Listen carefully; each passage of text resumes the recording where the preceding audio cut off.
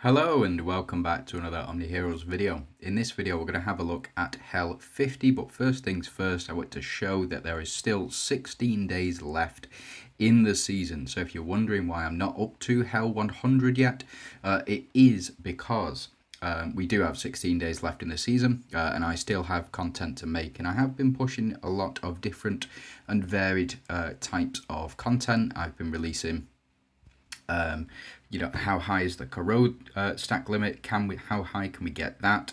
What is the highest crit damage that we can obtain? What is the units with the who can get the most damage out on turn 1?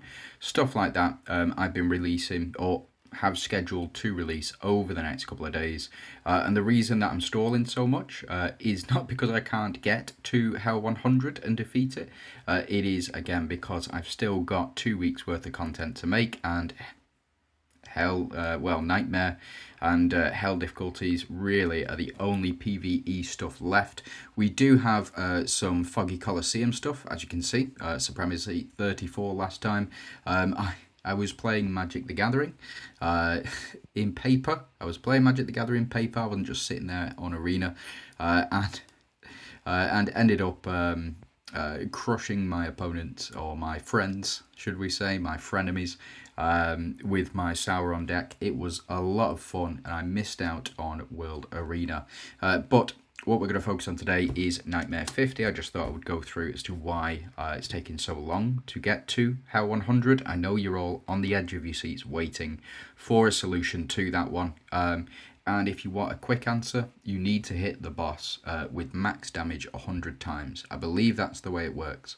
I've not tested it, don't know, not up to there, as you can see, but we'll do a lot of testing when we do get to that, and it's going to be a very long video. So, Firelink Priest, and we've also got the Hatred Troll as well. Hatred Troll is going to be super easy to beat. All we need is that counterattack horn in order to win, and against the Firelink Priest, it's a little bit different. We're either going to need to apply a lot of corrode to this guy, or we are going to we're going to need to do a lot of crit damage to him. As you can see, it's the revive. Doesn't look like there is a damage reduction on here. Oh, there we go. Yeah, increase Firelink damage reduction by 15%. So, potentially one of two ways of beating this particular boss. Either we apply a lot of corrode and do a lot of corrode that way, even through that damage reduction, the 60% damage reduction. It can be possible, but we can also use Leviathan against these bosses. So what I will do, because Leviathan is available in the shop, I will build a team around Leviathan to get these Firelink Guardians down as quickly as possible. I was just messing about with this team before, and this team is doing very well for me as well. But we're going to make some changes, and I'll be right back, and I'll go through the teams in full. Okay, so we are back, and as you can see, got Leviathan on the team here. Do enjoy these animations very much, from Leviathan specifically, but we also have a number of other units on here, which I'll go through in full.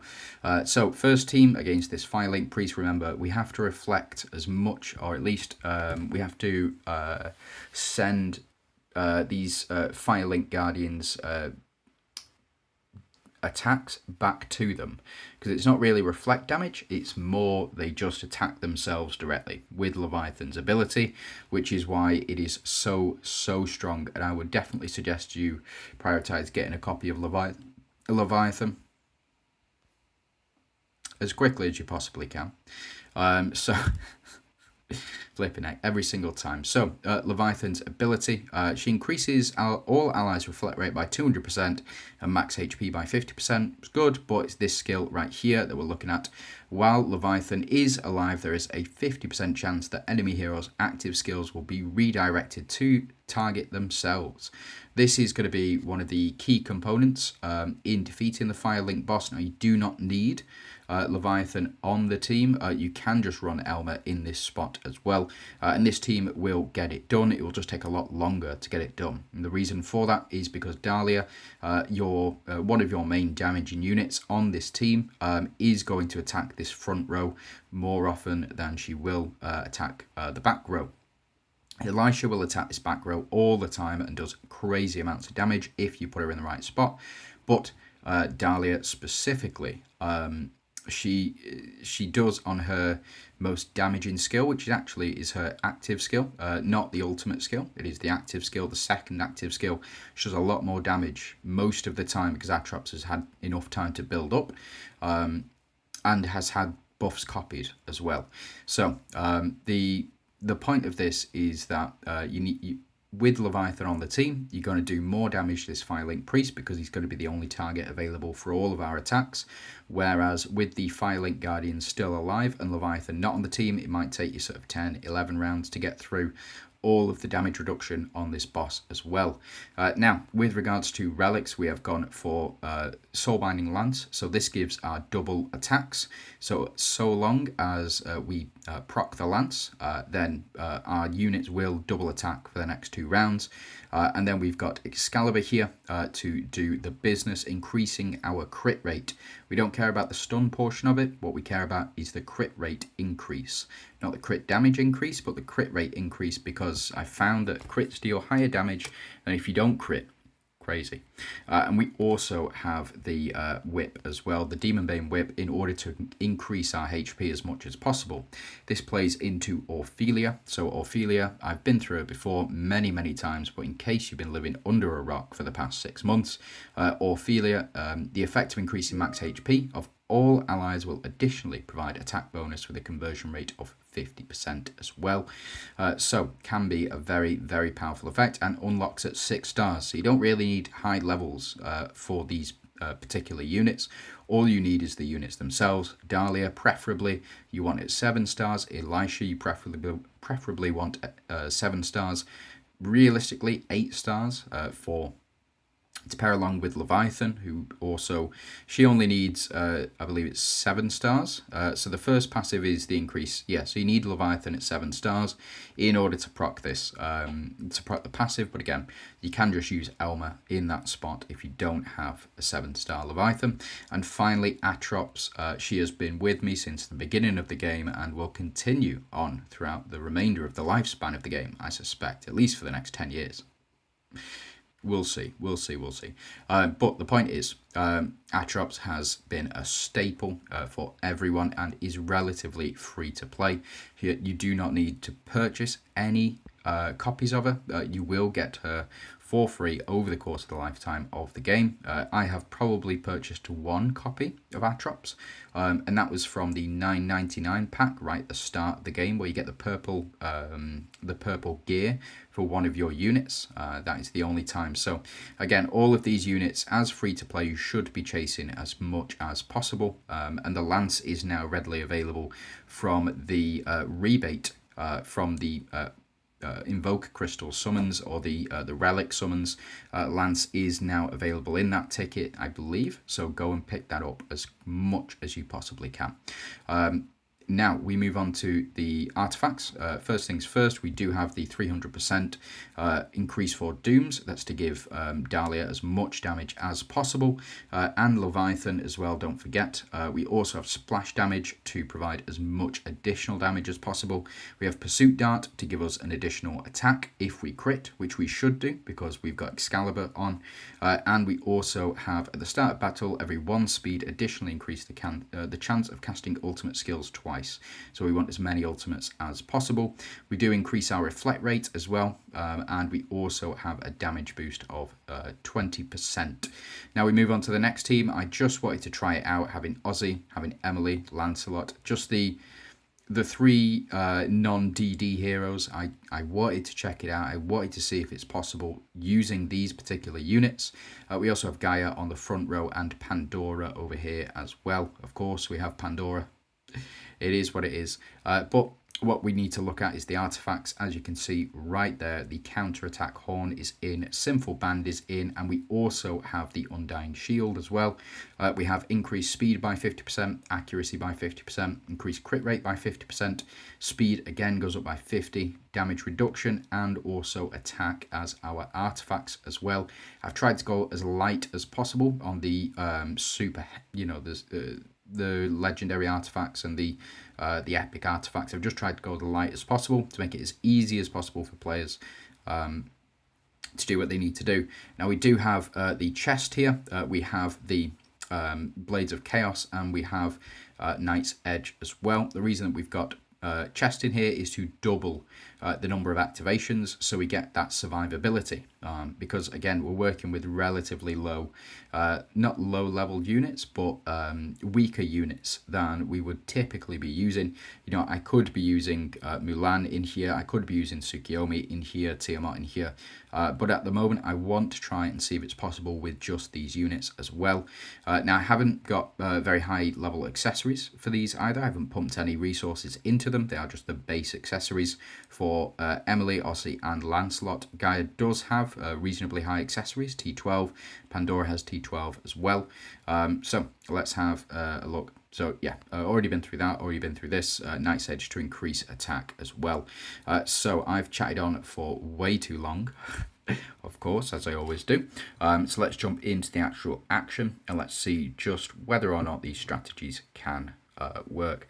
Now again, it can be very tough, especially at lower levels. If you are struggling with health 50, I wouldn't worry about it too much. And the reason for that is primarily because, you know, if you are at a lower level, say below level 100, it can be very tough. Oh, and no reflect back on that one. Oof, what a shame.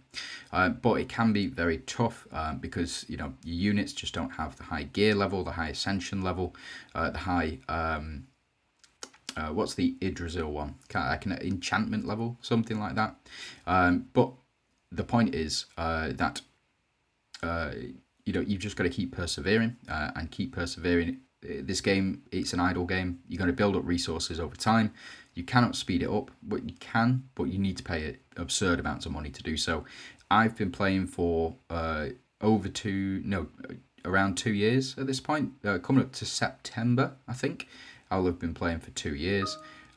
So let's just see how much damage we're actually able to do. So as you can see, we wiped out all of their minions, or all of the Firelink boss's minions, and we're doing reasonable amounts of damage to him as well. We've not fully built up yet.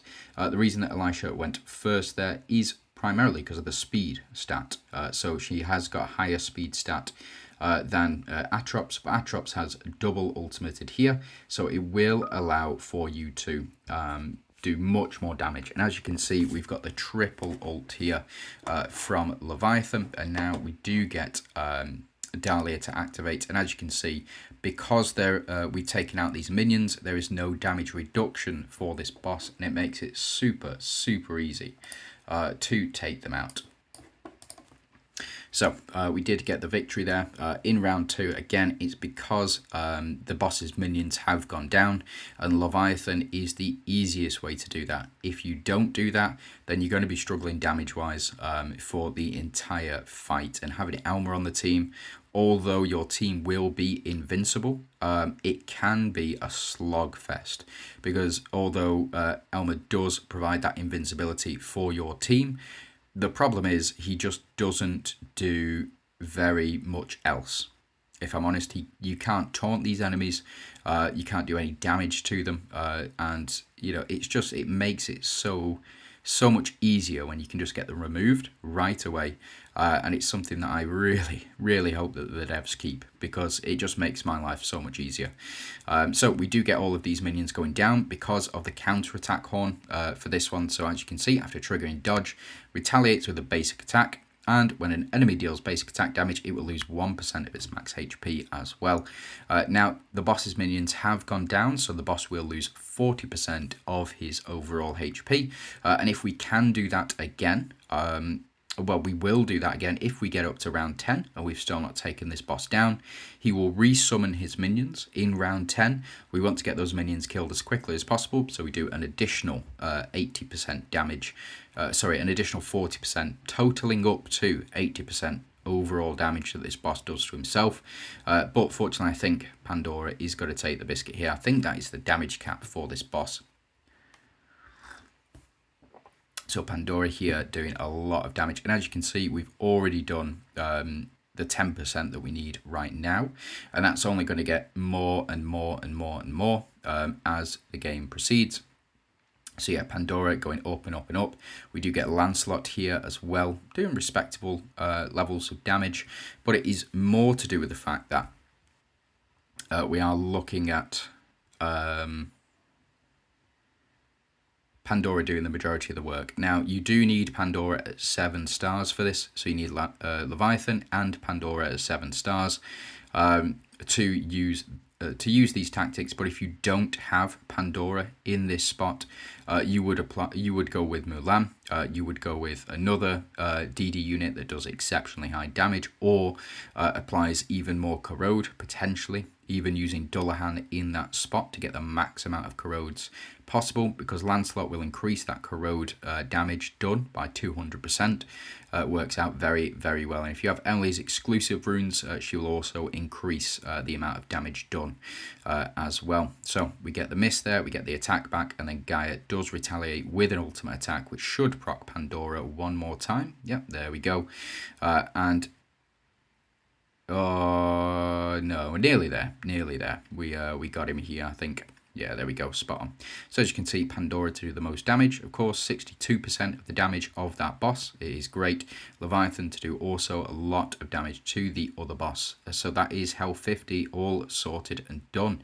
Now, if you do have any questions, if you've got any issues, my first port of call is always the Discord. So bear with me. So as you can see, we have jumped onto the Discord. We've got all of the official stuff all up here, messages from the producers as well. You've got my section, you won't have that. That's the admin section for all of the creators. If you do want to become a creator, let me know. Send me a message on Discord and we can get that ball rolling. But you got your OmniChat lineup help right here. Lineup help is absolutely fantastic. You go ahead and you post your lineups. Not really too many examples of it here. Here we go. Hi guys, hard stuck at Nightmare 100. Can somebody help me out? Wrong artifacts, use something like Pursuit Dart, Swift Wings, Counterattack Horn, stuff like this. You know, you get a lot of advice, and they're a big long thread as to loads of different advice. But you also then go down here to the Season 10, the guide list. Now, this is mainly done by Azu, but with contributions from many, many other players like Insomnia, McFellas, all of the popular guys that have sprung up as well. You've got Season 11 leaks if you really want to see that as well. You do have Season 10 Rift Odyssey clear stages. You've got Season 10 clear stages, selector cards which you should choose, gift codes, hero lists, guild challenge, Season 10 relic reviews, event calendars, Lost City, room priority list, synergy. The list goes on. There is so much content right here. It is really, really insightful, and props to Azu. As you can see, many people love the guide. It is really, really strong. So again, we've got all of spreadsheet right here as well, tier lists, all of that sort of good stuff. You should be prioritizing the clear records for stage 2 as well, and previous clear records as well, just in case you were nosy about that. But jump on the Discord if you've got any questions, although I do love receiving comments from you guys asking questions, and don't be shy to post questions on my comment section if you do want some help. But primarily if you're asking about lineup help, if you're saying that you know, the lineups that I've used today have not worked for you, then jump on the Discord, jump into lineup help, jump into the guide section, read the guide first. You know, all of that sort of good stuff. So that's just my plug for the Discord and how much more you can get from it just by going ahead and reading. So yeah, thanks very much for watching. I do hope it's been informative, and yeah, you have a great day.